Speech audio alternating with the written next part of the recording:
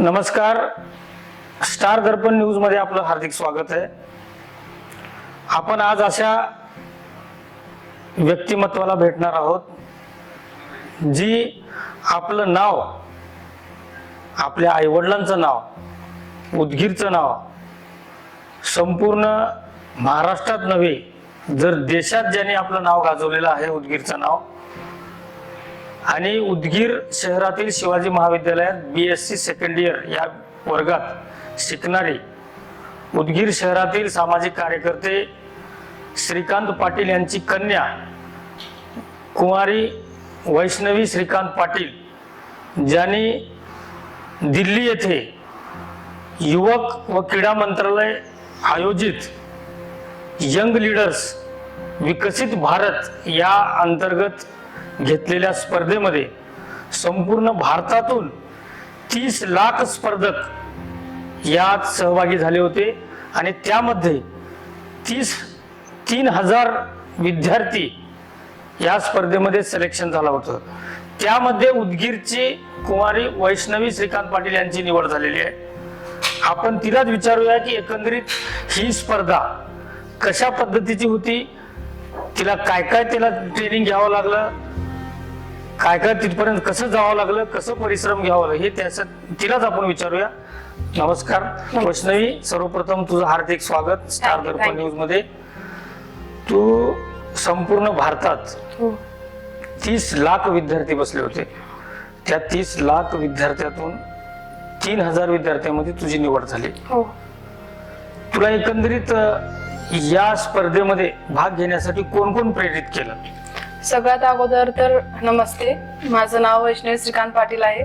मी शिवाजी महाविद्यालयाची स्टुडंट आहे। सगळ्यात अगोदर मी आभार मानते सूर्यवंशी सरचं, त्यांनी मला गाईड केले। निटोरे सर, शिर्षे मॅम आणि जामकर सर, त्यांनी सगळेजण गाईड करून त्यांनी मला प्रोव्हाइड केले, सगळं फॅसिलिटीज त्यांनी दिले की कसं करायचं का नाही।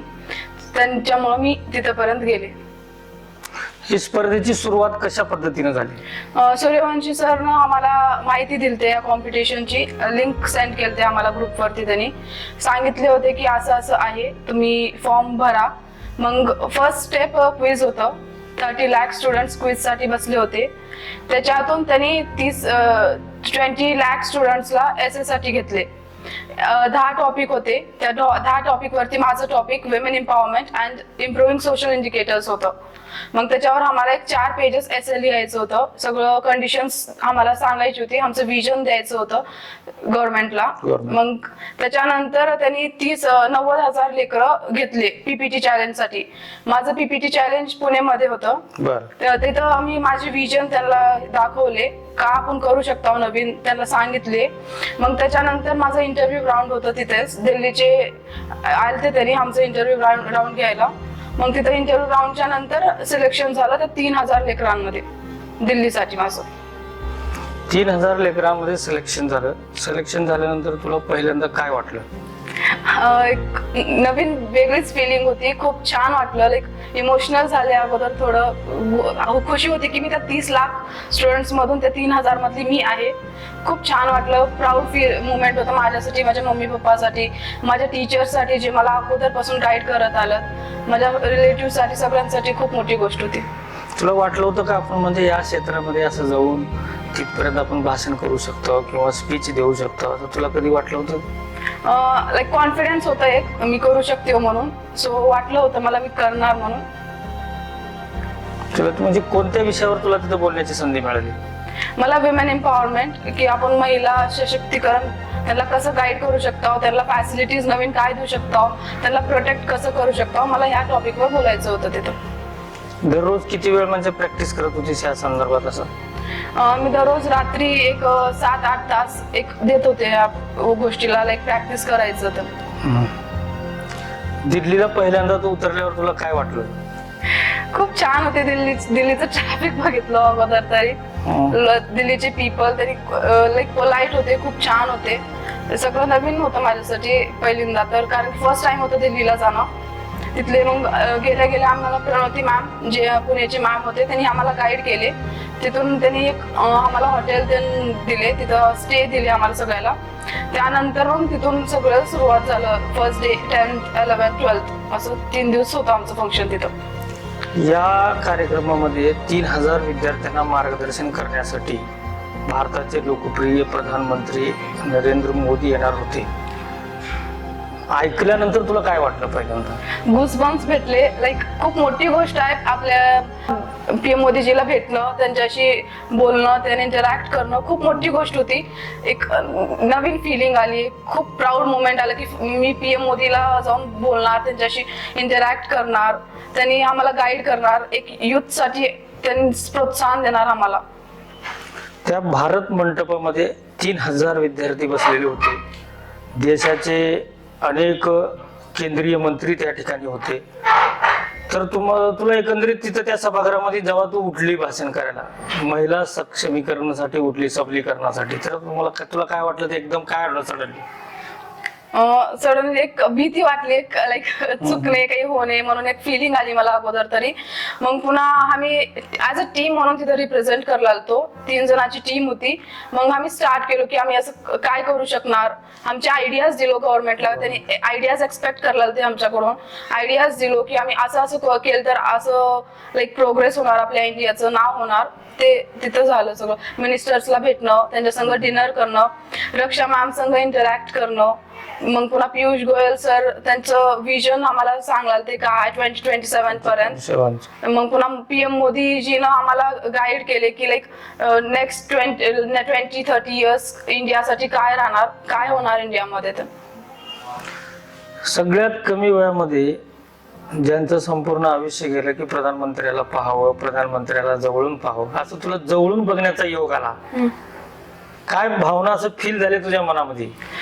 भावना एक लाईक आताच मी म्हणले गुसबम्स भेटले मला. लाईक छान फिलिंग होती. एक कधी एक्सपेक्ट नव्हतं की आम्ही पीएम मोदीजीला जाऊन भेटणार, त्यांच्याशी इंटरॅक्ट करणार. पण एक खूप छान फिलिंग होते, खुशीचं, इमोशनल, सगळे मिक्स्ड फिलिंग्स होते.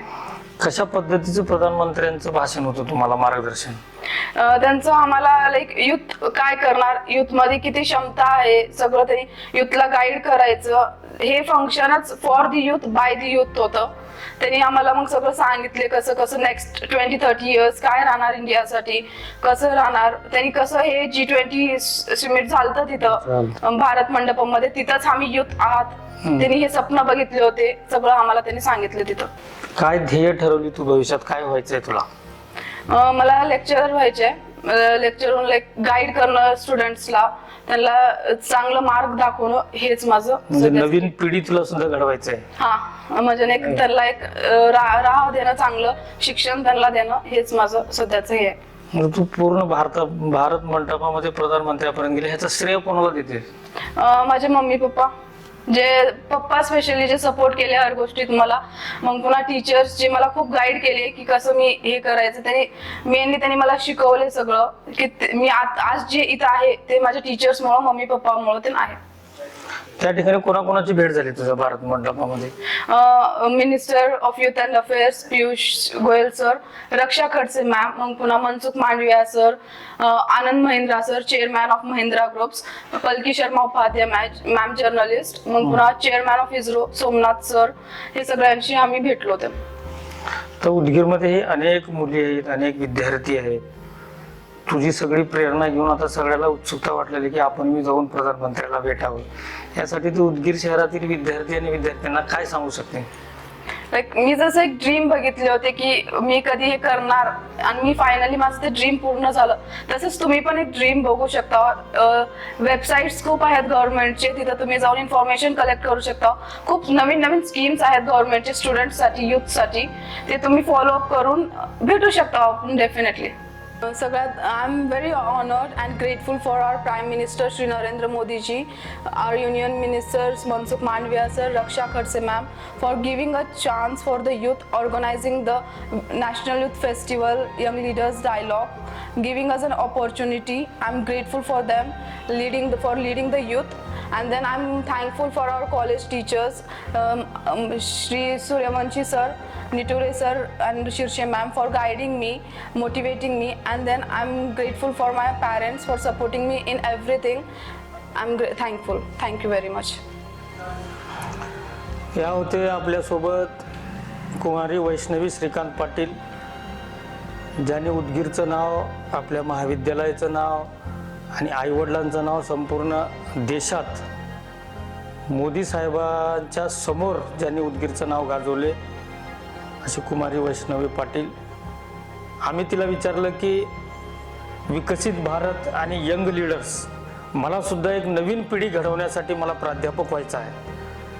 तिचे विचार जर बघितले तर गुरु, तिला सुद्धा गुरु व्हायचं आहे, कारण तिला सुद्धा नवीन पिढी घडवायचं आहे, राजकारणात यायचं नाही. आमच्या या स्टार दर्पण न्यूज चॅनलच्या माध्यमातून कुमारी वैष्णवी श्रीकांत पाटील हिला मी कोटी कोटी शुभेच्छा देतो की तिचे सगळे स्वप्न पूर्ण हो आणि तिनं सुद्धा नवीन पिढी घडवण्यासाठी पुन्हा तिचा आदर्श घेऊन अनेक विद्यार्थी-विद्यार्थिनी या मार्गाला लागावं आणि त्यांनी सुद्धा आपल्या परिसराचं, आपल्या आईवडिलांचं, आपल्या महाविद्यालयाचं, आपल्या गावाचं, जिल्ह्याचं, महाराष्ट्राचं, देशाचं नाव या जगात गाजवावं, असे आम्ही तिला शुभेच्छा देतो आणि इथं थांबतो. जय हिंद, जय महाराष्ट्र. स्टार दर्पण न्यूज, उदगीर.